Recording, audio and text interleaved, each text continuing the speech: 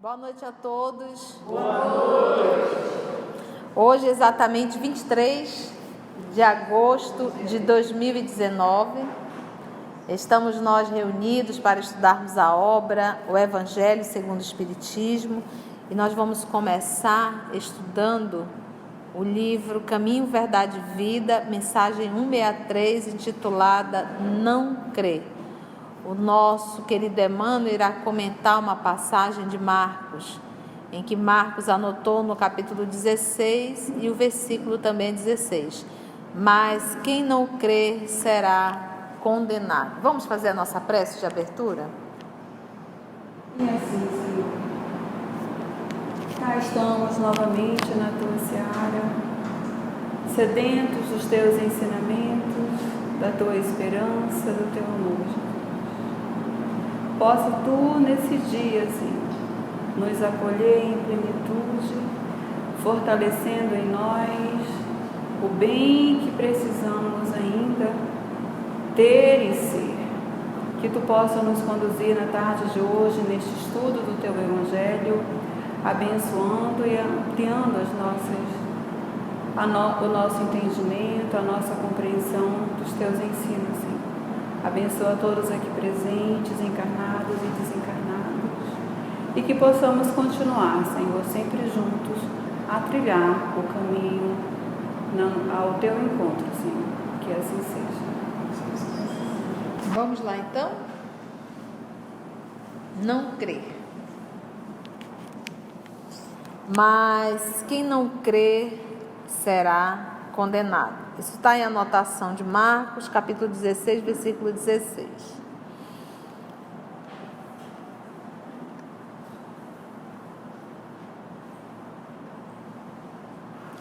Os que não creem são os que ficam.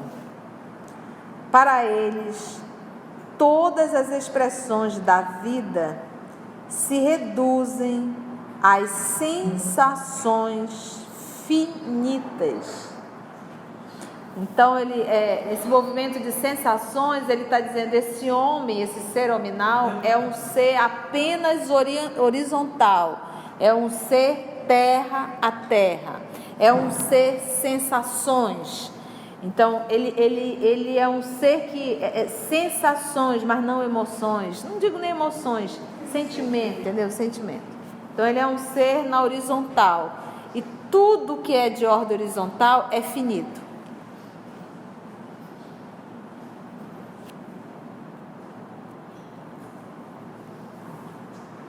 Destinadas à escura voragem da morte. Porque tudo que é na horizontal tem começo, meio e fim.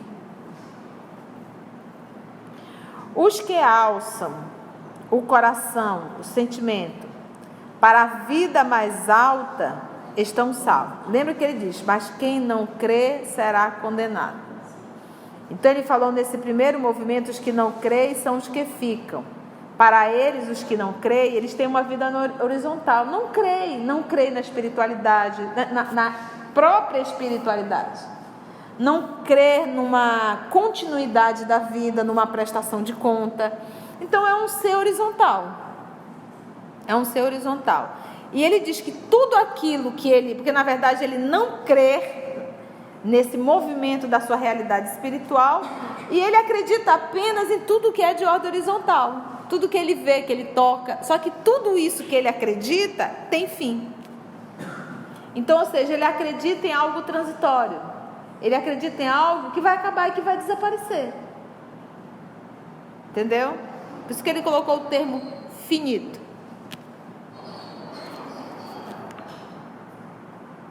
Os que alçam o coração para a vida mais alta estão salvos. Seus dias de trabalho, para esses que alçam o coração para a vida mais alta, os seus dias de trabalho são degraus de, aí ele vem, o contrário, infinita escada de luz. Os que alçam o coração para a vida mais alta estão salvos. Porque lembra, o primeiro ele é finito, logo ele está perdido. naquilo que ele acredita.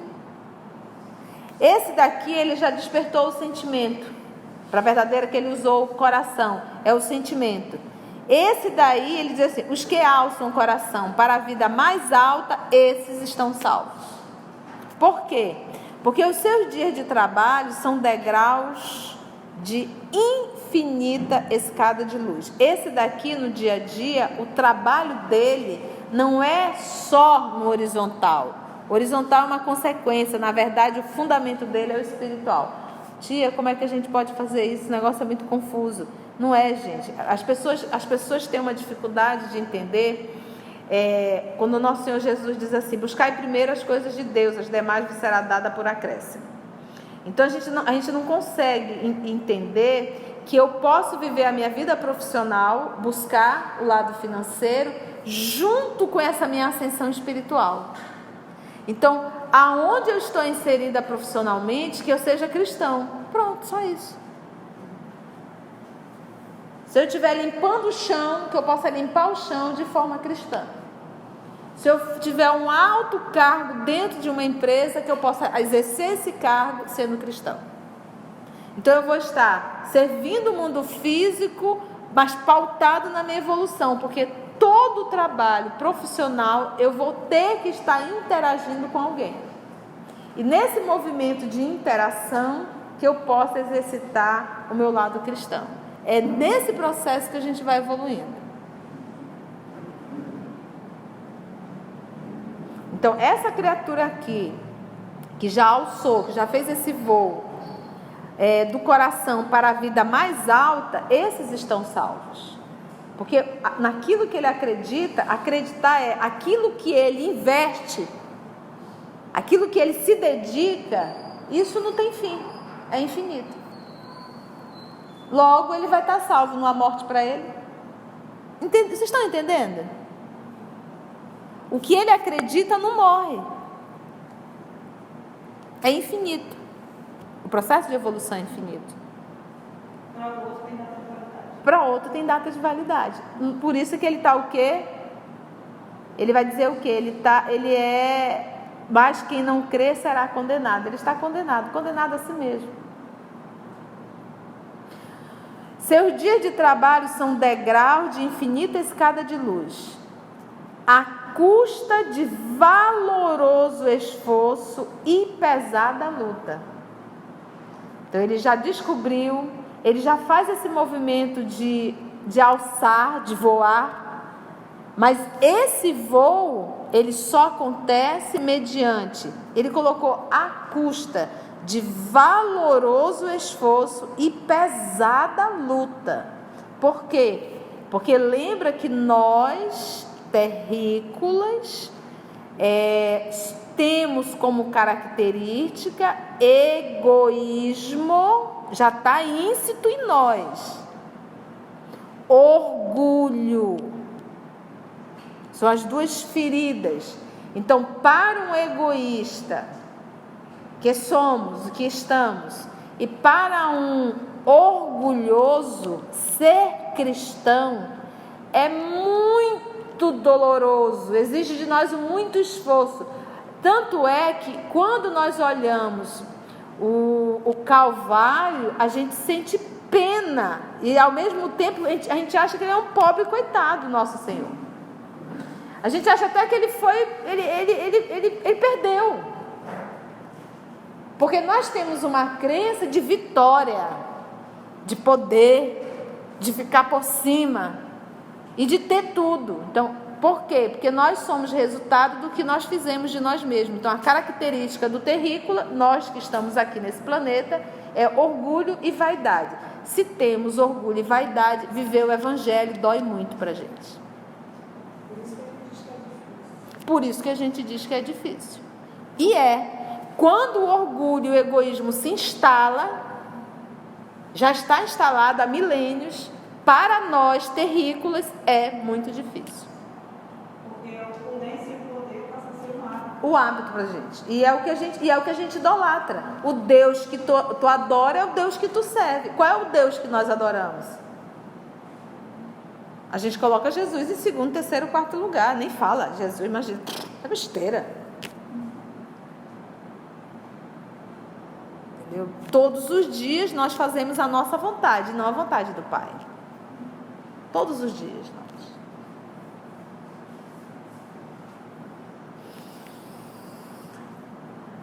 Vamos lá.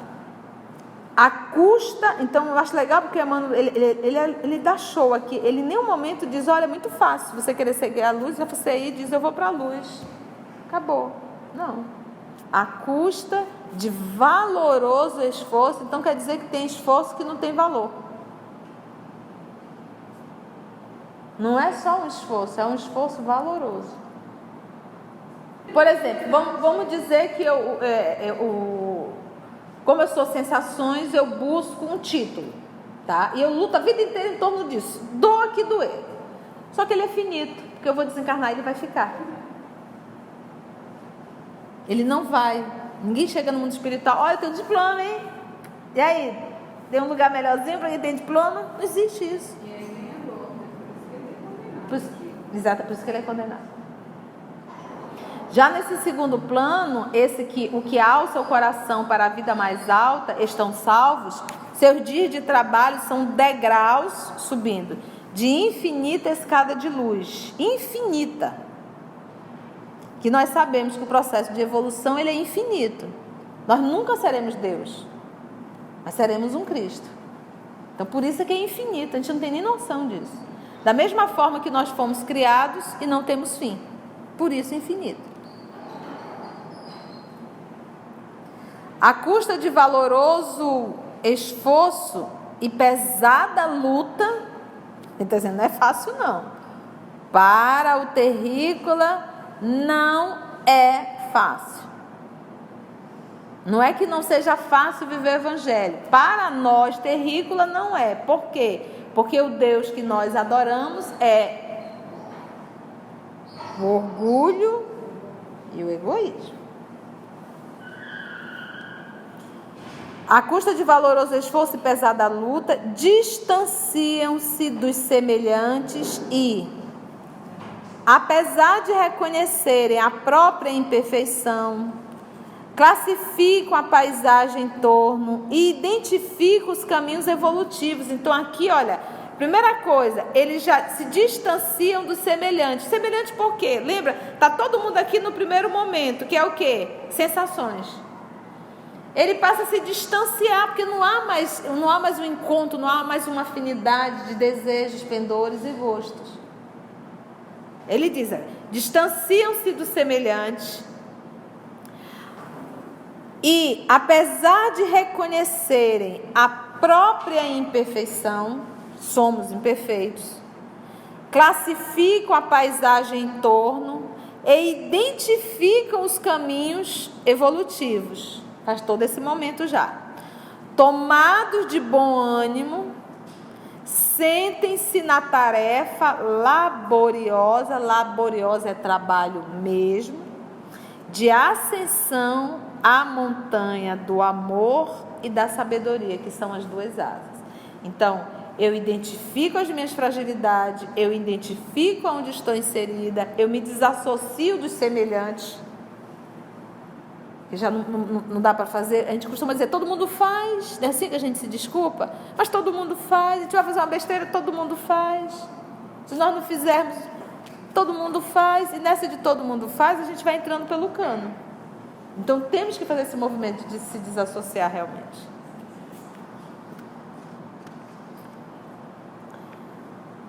Então, a montanha do amor e da sabedoria, que são as duas asas.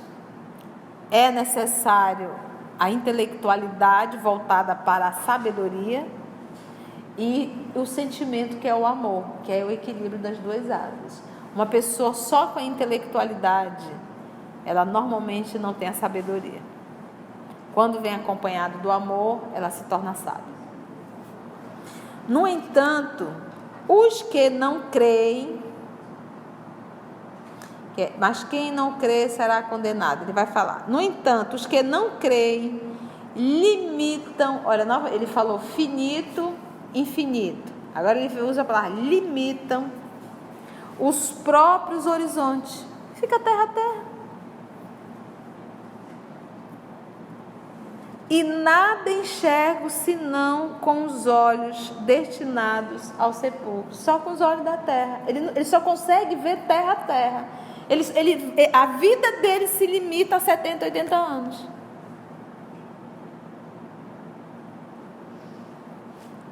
Os olhos destinados ao sepulcro. Vai acabar. Adormecidos, aqui ele faz referência à carta de Paulo. Levanta, ó tu que dormes. Adormecido. O que é adormecido? A pessoa adormecida não faz nada. A hora está passando a noite inteira e a pessoa está lá babando em cima da cama. Adormecido. Adormecidos quanto à reflexão e ao discernimento. Estou aqui porque, de onde vim, para onde vou, o que significa isso, o que significa. E o discernimento. O discernimento mesmo. Menina, que bom. Afirmou Jesus que eles se encontram condenados. À primeira vista, semelhante declaração parece em desacordo com a magnanimidade do Mestre. Condenados a quê? E por quem? Emmanuel pergunta. À primeira vista, semelhante declaração parece em desacordo com a magnanimidade do Mestre.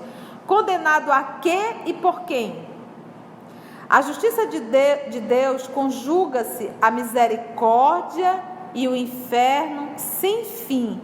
É imagem dogmática. A misericórdia e o inferno sem fim é imagem dogmática.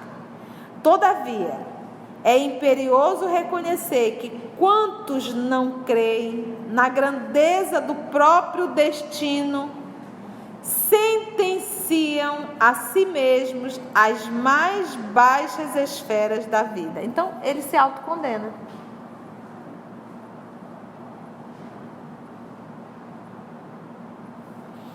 Pelo hábito de apenas admitirem o visível, permanecerão beijando o pó. Permanecerão beijando o pó, o processo da reencarnação. Em razão, olha a palavra, da voluntária. Tipo assim, ninguém está obrigado a estar onde está, beijando pó, não. Se estamos no pó, é porque são escolhas nossas. A gente não quer mudar, a gente não quer pagar o preço. Beijando o pó em razão da voluntária incapacidade de acesso aos planos superiores. Voluntária incapacidade. Então não é eu não posso, é eu não quero ter capacidade para realizar isso.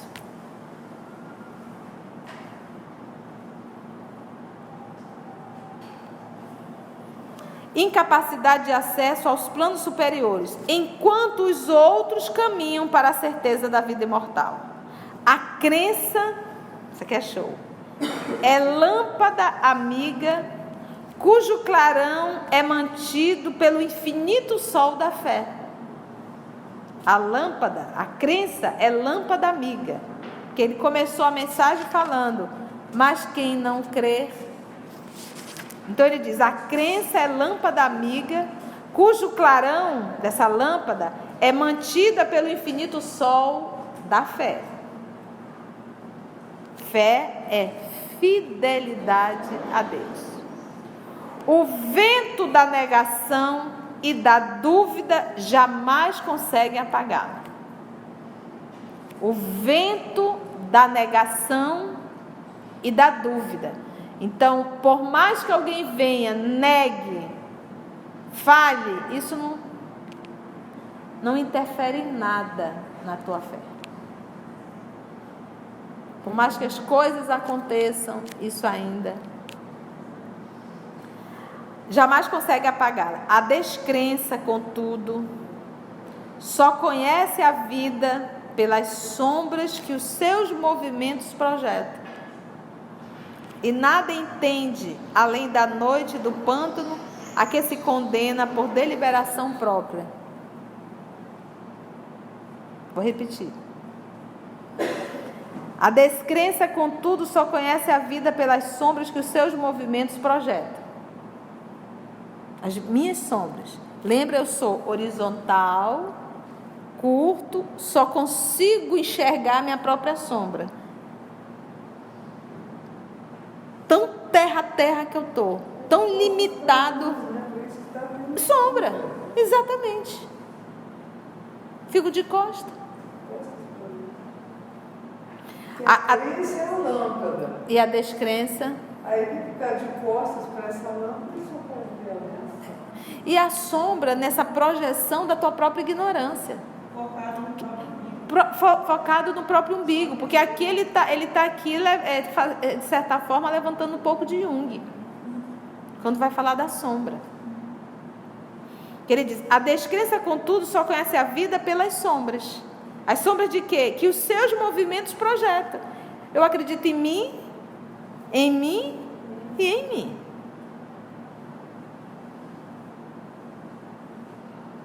Que os seus movimentos projetam. E nada entende, além da noite do ponto a que se condena, por deliberação própria. Então, se tem alguém, moral da história, quando nosso Senhor Jesus diz assim, mas quem não crê será condenado, se condena. E ele deixou bem claro, se condena porque é um ignorante, porque não sabe, porque ninguém avisou, não. Ele deixa bem claro, por rebeldia própria. É voluntária. Lembrando sempre da fala do nosso Senhor Jesus, quando nos diz, através do Espírito de verdade, no nível dos Espíritos, que a lei de Deus está gravada na consciência do homem.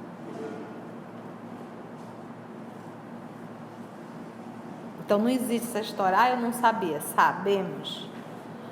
Todos nós sabemos o certo e o errado. Se fazemos, não por ignorância, fazemos por rebeldia. Eu não estou nem aí, eu vou fazer. É isso. Aí a gente fica sempre justificando. Vamos para o Evangelho? Ou alguém tem alguma pergunta a fazer? Ficou claro? Sim. No miudinho? Não perturbeis, é o próximo. Vamos para o Evangelho então. No Evangelho nós estamos na coragem da fé. Olha aí, falamos de crença, vamos para a fé. Item 13 do Evangelho, capítulo 24. Não ponhais a candeia debaixo do alqueire. No item 13 ele vai falar coragem da fé. Vamos lá? Ele pega o nosso querido Allan Kardec, uma citação de Mateus, capítulo 10, versículo 32 e 33, e ele pega o versículo 14, o item 14, ele pega o versículo de Lucas, capítulo 9, versículo 26.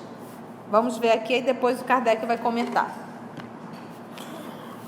Diz o nosso Senhor Jesus, e Mateus anotou: aquele que me confessar e me reconhecer diante dos homens, eu também o reconhecerei e confessarei diante de meu Pai que está nos céus.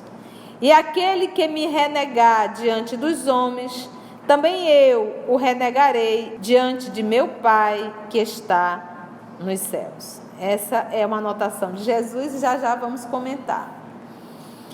Tem uma outra também de Lucas, no capítulo 9, versículo 26. Se alguém se envergonhar de mim e das minhas palavras, o Filho do Homem também se envergonhará dele, quando vier na sua glória e na de seu Pai e dos santos anjos. Você observa que é o mesmo texto com palavras, mas o texto central é o mesmo. Vamos comentar Kardec agora. Vamos ouvir o comentário de Kardec e vamos comentar Kardec. A coragem de opinião sempre foi tida em grande estima entre os homens. A coragem de opinião sempre foi tida em grande estima entre os homens, porque há mérito em afrontar os perigos, as perseguições, as contradições e até os simples sarcasmos, aos quais se expõe quase sempre aquele que não teme proclamar abertamente ideias que não são as de todo mundo. Então nós temos aí quem essa coragem de opinião sempre foi tida em grande estima. Nós vamos conhecer quem? Paulo de Tarso, nós vamos conhecer o Martinho Lutero, nós vamos conhecer o próprio Francisco de Assis, pessoas que têm a coragem de enfrentar, que não abrem mão do seu acreditar. Francisco de Assis lutou contra uma igreja pautado no pobreza extrema. Voto de pobreza. Em uma época que dinheiro era tudo dentro da igreja.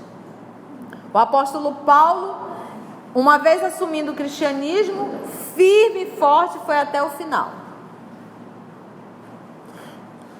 Ressaltamos os próprios cristãos. Vamos pegar a nossa querida Joana de Cusa, esposa de Cusa, cristã, confessa, presa, o soldado perguntando para que se ela era cristã ou não, pedindo que abjurasse, caso contrário ela e o filho seriam mortos, e ela não nega, e óbvio é queimada ela e o filho. Então você vê, então ele diz assim, Kardec diz, a coragem de opinião sempre foi tida em grande estima entre os homens, porque há mérito em afrontar os perigos. Vamos pegar a nossa irmã Madre Teresa, quando enfrentou a Madre Superiora dentro do convento, porque ela solicitou, acho que a briga era entre indiano e muçulmano, não me recordo muito bem, e bateram demais no portão, ela abriu e socorreu a pessoa que estava pedindo para que salvasse. E ela foi advertida para que ela não fizesse mais isso. Ela disse, se baterem novamente eu abro. Obviamente ela foi solicitada para sair do convento. Então são pessoas que são fiéis a Deus. Não é uma questão morre, mas é fiel a Deus. Ela não estava ali se impondo por uma opinião particular. Não era isso. Não é opinião particular, não é ser turrona com a opinião particular. Ali não era a opinião dela, era a fidelidade a Jesus. Se Jesus diz que tem que acolher, ela vai acolher. Ela não vai ficar titubeando, mas será que eu posso? Não, porque a Madre Superiora não deixa. Não, é melhor deixar ele morrer. Mas Jesus diz que tem que acolher. Mas eu vou ficar com a Madre Superiora. Não tem isso na cabeça desse povo. Esse povo, eles são muito decididos no que querem. Isso causa admiração. Aí ele vem, aqui como em tudo, o merecimento é proporcional às circunstâncias e à importância do resultado. Há sempre fraqueza em alguém recuar diante das consequências de sua opinião e em renegá-la. Renegá-la é uma fraqueza. Então, como é que é isso hoje? Você está imaginando os cristãos ainda lá? Gente, todos os dias, quando eu tenho atitudes contrárias ao Evangelho, eu estou renegando. É essa atitude hoje. Então, uma forma de eu falar, eu não acredito no Senhor, é tendo atitudes contrárias ao que Ele me ensina. Então, se eu estou tendo atitude contrária, eu estou dizendo assim, olha, eu não acredito no Senhor, não. Então, isso eu estou renegando.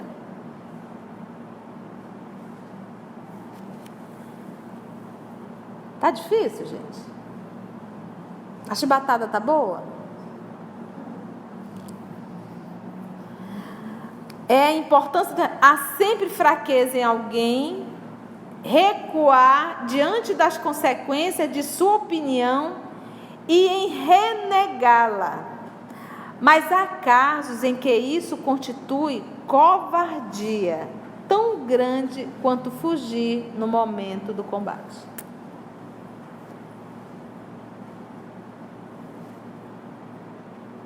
Covardia.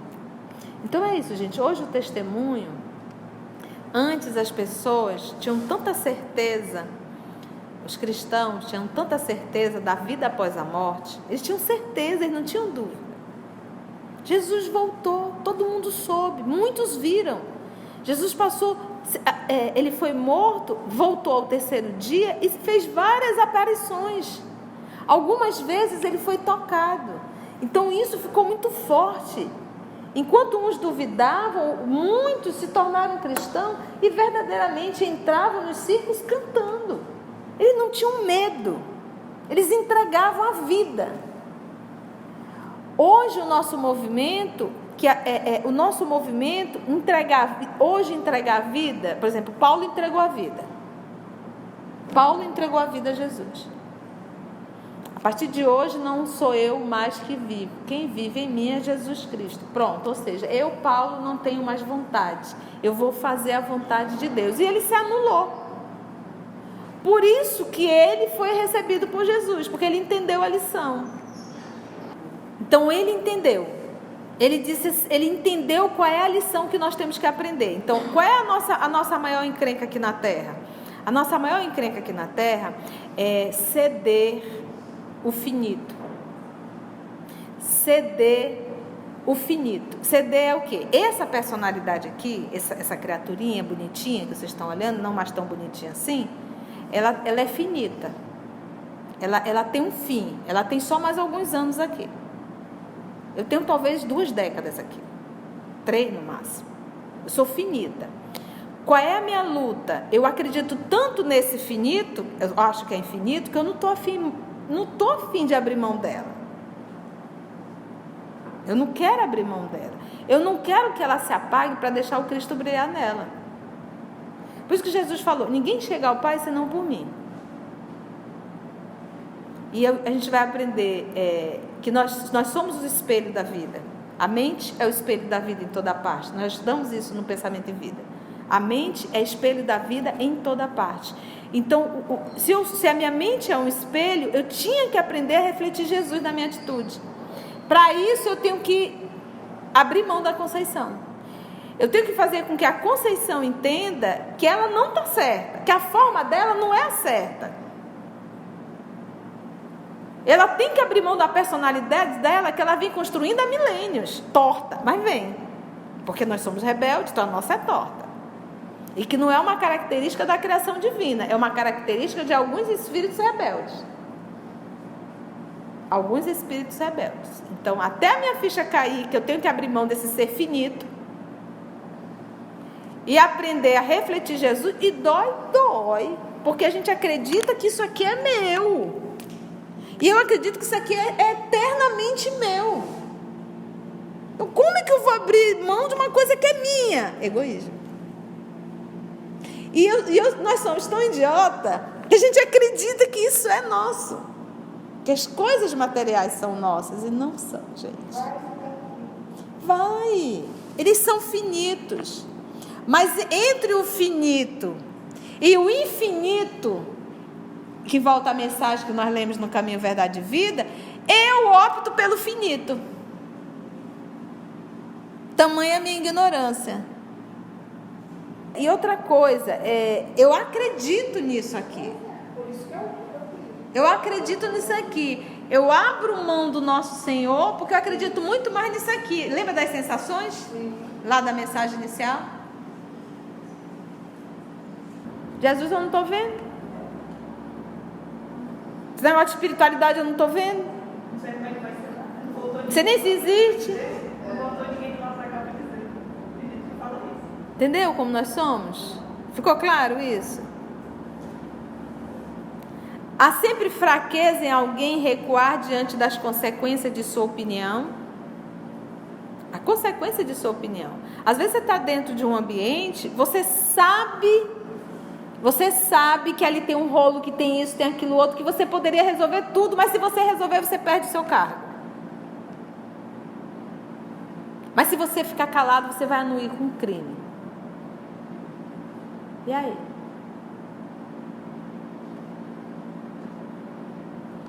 Mas essa é a prova. Essa é a prova. Cai. Que a gente vê em todos os locais do mundo que nós não enfrentamos isso. Entendeu? Vocês estão entendendo? Continua ele. Jesus hostilizou essa covardia. Do ponto que você vê, ele quando jogaram a mulher adúltera, a mulher que havia cometido, foi pega cometendo um adultério, se foi um adultério, mas ela estava sendo acusada de. Ela estava sendo acusada. Vamos pegar a partir desse momento. O que antecedeu, não vamos falar agora. Ela não adulterou, mas foi acusada de adultério. Mas era uma prostituta. Ela se vendia para poder ter dinheiro para sustentar a mãe muito doente. Nós vamos encontrar isso na obra de Humberto de Campos. Então, o que ela fez? Uma vez ela recolhida, jogada aos pés de Jesus, a lei era clara. Ela deve ser apedrejada até a morte na praça pública. Ele foi covarde? Mas ele agrediu alguém? Não. Ele levou cada um a refletir. Ele não podia fazer cura ao sábado. Ele não podia fazer nada no sábado. Sábado era voltado só às coisas espirituais. Curou várias vezes no sábado. Inclusive, teve uma vez que ele pegou o barro, mexeu, cuspiu. Não precisava. Mas ele estava mostrando que o humano está à frente da lei. Como é que chama dentro da casa espírita? Diretriz. A diretriz dizia que no sábado você não podia pegar no barro, na terra, fazer nada. Era só voltado à coisa espiritual. Pois Jesus pega no barro, cospe, faz um melequê e passa nos olhos do cidadão que era cego. E ficou curado. E ele não foi questionado, não. O assunto não foi a cura, o assunto foi. Mas no sábado, até parece que todo dia tem gente curando. E ainda pegou no barro. Entendeu? Para você ver a hipocrisia humana. Vamos lá, mais um tiquinho. Jesus utilizou essa covardia do ponto de vista especial da sua doutrina, dizendo: se alguém se envergonhar de suas palavras, desse também ele, Jesus, se envergonhará. Que renegará aquele que o tiver renegado, que reconhecerá perante o Pai que está nos céus, aquele que o confessar diante dos homens. Em outras palavras, aqueles que tiverem medo de se confessarem discípulos da verdade não são dignos de serem admitidos no reino da vida, da verdade. Perderão o benefício de sua fé, porque se trata de uma fé egoísta que eles guardam para si, ocultando-a para que não lhes traga prejuízo neste mundo. Ao passo que aqueles que proclamam a verdade abertamente, colocando acima de seus interesses materiais, trabalham pelo seu próprio e pelo futuro dos outros. Vou só finalizar para a gente comentar.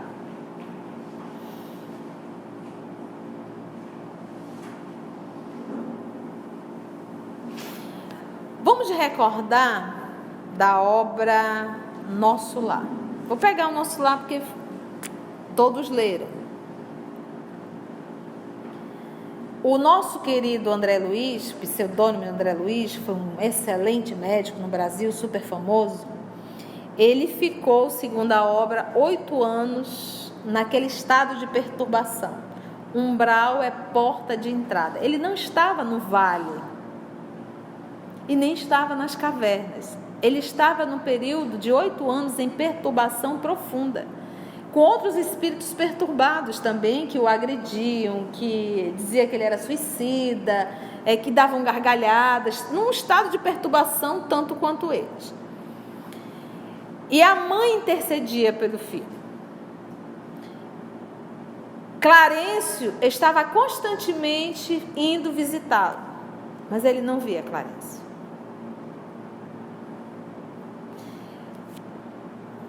Pela contagem terrena, foram 8 anos até esse homem entender que ele não era esse quindim todo.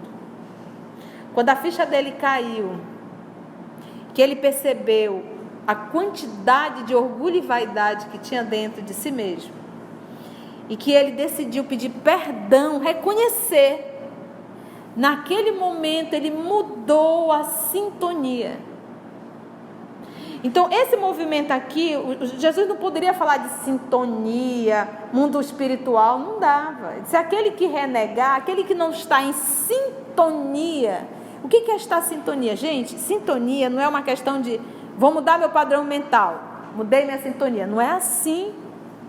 As pessoas acham que mudar de sintonia é só mudar o pensamento. Não. Sintonia é conduta acompanhada de pensamento. E ninguém muda a sintonia de um dia para o outro. O nosso André levou 8 anos para entender que ele estava muito orgulhoso e muito vaidoso. Então, é um trabalho árduo, direto. À medida que eu vou pensando e vivendo, constantemente, aí eu mudo a minha sintonia. Uma vez eu mudando a minha sintonia, eu mudei as minhas companhias espirituais. Eu mudo as minhas companhias que estão encarnadas, mas que estamos interligados por uma grande teia.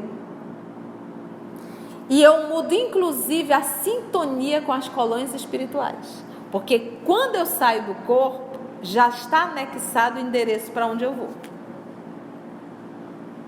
Que é resultado do quê? Da minha sintonia. Então, se tu não me confessa nas tuas atitudes, eu também não tenho como te confessar, meu Pai.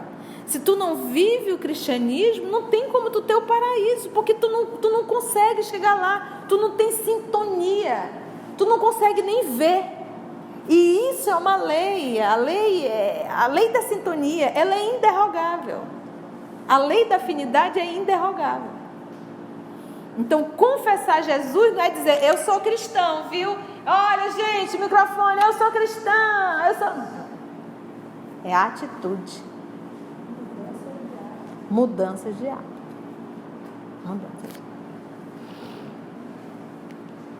Ficou claro isso? Vocês entenderam? Então, não pensa em Jesus lá no céu. Tu nem me confessou lá na terra. Também eu não vou te confessar, não. Tu não tem nada, estou de mal contigo. O que ele está falando aí é sintonia. É sintonia. E não pense que você vai mudar a sintonia assim. Eu vou mudar minha sintonia hoje. Tem que ralar para mudar a sintonia. Tem que entender. E praticar. Eu mudo a minha sintonia praticando. Eu estudo. Eu mudo meu pensamento psíquico e vou vivendo isso. E lembra que nós estudamos ainda há pouco? Esforço árduo. Por quê? Porque nós lutamos com 2 dragões: egoísmo e orgulho. E nós estamos alimentando esses 2 dragões há milênios. Eles estão bem grandinhos já. E soltam cada fogo. Então é uma questão de sintonia. Enquanto a ficha da criatura não cair, enquanto não houver um verdadeiro arrependimento, não há como. Porque é da lei. Sintonia é uma lei. E lei divina, lei com L maiúscula, é inderrogável. Então, se eu sou espírita, eu tenho conhecimento, mas eu não faço um movimento de esforço para me tornar um ser humano íntegro, para me tornar um ser humano, eu vou desencarnar com todo o conhecimento, mas só que o meu conhecimento não me direciona à sintonia. O que me direciona a uma sintonia é conduta moral. Não é o conhecimento. O conhecimento ele pode se tornar até, de certa forma, quando eu não vivo, um ácido muito grande, porque vai doer muito mais. Então, não é conhecer. Eu conheço, eu reflexiono sobre o que eu conheço e eu me esforço para viver. Então, é na vivência diária que vai fazendo com que a minha sintonia vai se modificando. Se eu tenho um espírito sexólatra ao meu lado, e se eu sou uma pessoa sexólatra, eu digo, não vou mais pensar nisso, mas eu faço. Então o que acontece? Ele vai continuar comigo, A partir do momento que eu decidi fazer um esforço supremo para sair do vício, resistindo, aí ele vai atacar mais ainda. Ele vai ferrenho, vai em cima. Porque ele não quer perder o cavalo dele, como eles dizem. Então ele vai insistir. Quando ele perceber que não dá mais, Aí ele segue. Você está entendendo? Então, mas foi o quê? O trabalho, o esforço. Então, sintonia, meus irmãos. A oração, ela ajuda.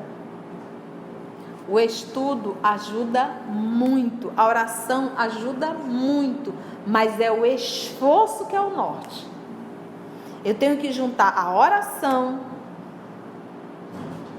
Eu tenho que juntar o estudo e tenho que me fincar no esforço. Senão, não adianta. A sintonia vai continuar a mesma. Por quê? Porque minha atitude não melhorou. É a mesma coisa. Reforma moral, esforço, conduta moral. Porque fazer o bem, filho, é um ato diário. E o maior bem é aquele bem que ninguém vê.